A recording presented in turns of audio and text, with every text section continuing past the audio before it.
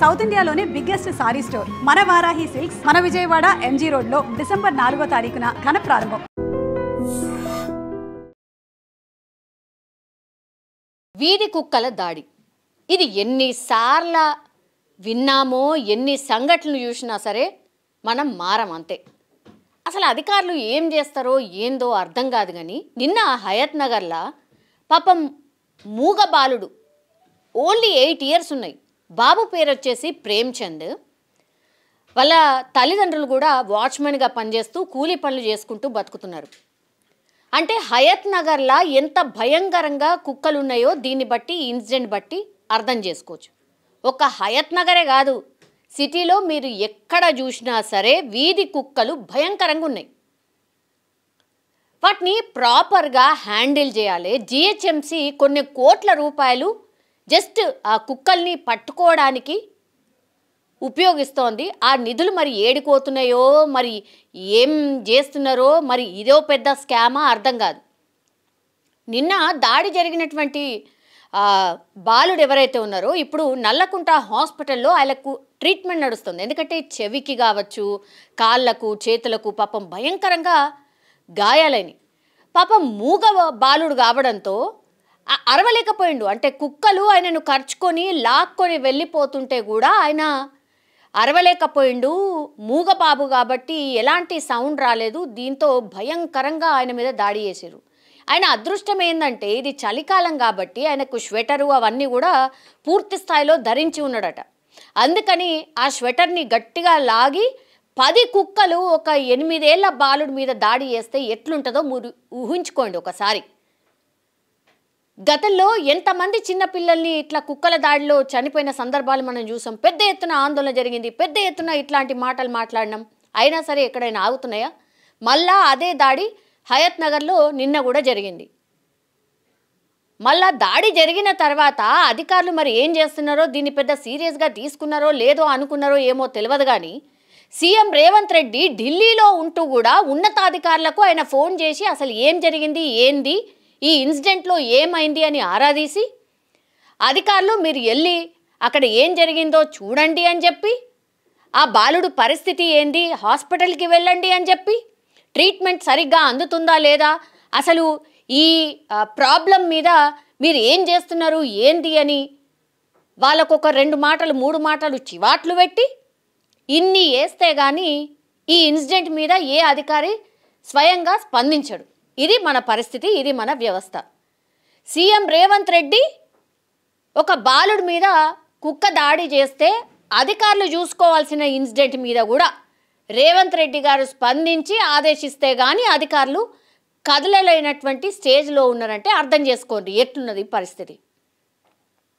అక్కడ స్థానికంగా పూర్తిగా ఈ ఇన్సిడెంట్ తర్వాత పెద్ద ఎత్తున పాపం వాళ్ళు ఎవరైతే స్థానికులు ఉన్నారో వాళ్ళు ఆ టైంకి ఆ బాలుడిని గమనించారు కాబట్టి కాపాడగలిగినరు. లేకపోతే మరో బాలుడు బలైపోతుండే. ఇప్పుడు ఎంత భయంకరంగా ఆ బాబు పరిస్థితి ఉండుంటుంది, ఆరు అనుభవించుంటాడు.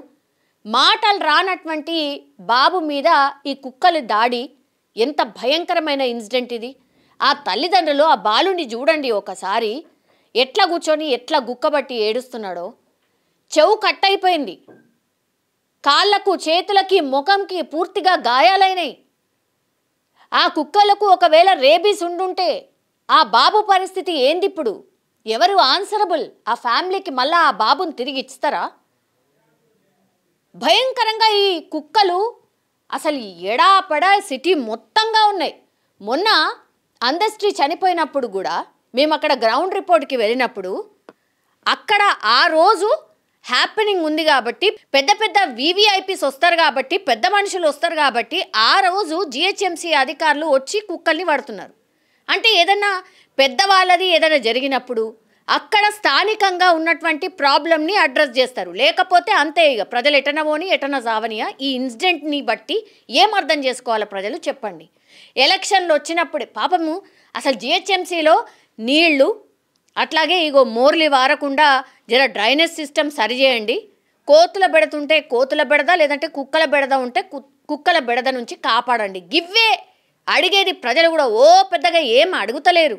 ఇవి కూడా అడ్రస్ చేయలేకపోతే ఇంకా దేనికోసం ఈ ప్రభుత్వాలు? ఈ జిహెచ్ఎంసీ లేనిది, స్థానిక ఎన్నికలేంది, ఎన్నికలు నిర్వహించుకొని ఏం చేయాలి? ఇంతమంది నాయకులు ఉండి ఏం చేయాలి? ఆ బాబుకి నిజంగా ఒకవేళ రేబీస్ ఉన్నటువంటి కుక్కలు కరిచి ఉంటే ఏంది సిచ్యువేషన్ మీరు ఊహించుకోండి ఒకసారి. చాలామంది ప్రజలు దీని మీద స్పందించిండ్రు. ఏమంటున్నారు తెలుసా? ఎక్కడైతే ఈ మినిస్టర్లు ఉంటారో, ఎక్కడైతే ఎమ్మెల్యేలు ఉంటారో, ఎక్కడైతే అధికారులు ఉంటారో వాళ్ళ దగ్గర కుక్కల్ని పట్టుకొని వాళ్ళ గల్లీలల్లో ఇడవాలి, వాళ్ళు ఉన్న చోట వదలాలి, అప్పుడు తెలుస్తుంది అని కామెంట్ చేస్తున్నారు.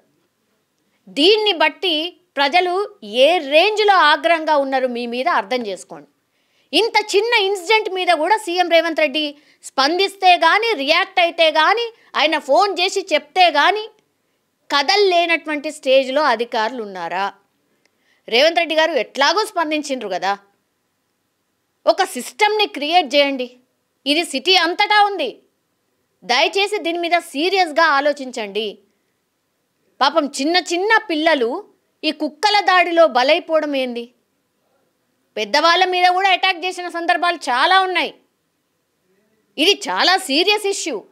దీని మీద మీరు ఎట్లాగో స్పందించిండ్రు, మరి మీరు అధికారులకు ఏం ఆదేశించిండ్రో తెలియదు. కానీ దీని మీద ఇంకా స్ట్రిక్ట్గా మీరు రివ్యూ చేయాల్సిందే.